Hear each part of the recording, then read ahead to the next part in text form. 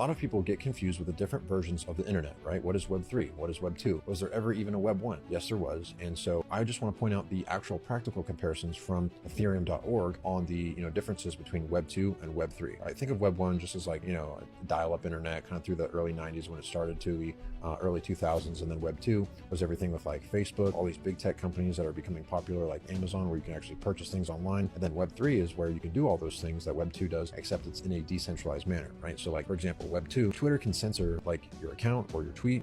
For payment services, it may decide to not allow payments for certain types of work. Servers for gig economy apps could go down and affect worker income, right? So it's all centrally controlled, just like how a big problem with big tech was how Facebook was stealing a lot of our data, right? That's an example of why Web2 is not great. So Web3, tweets would be uncensorable because control is decentralized. Web3 payment apps require no personal data and can prevent payments. Essentially, the Web3 version is everything that Web2 can do, except in a decentralized, more secure manner.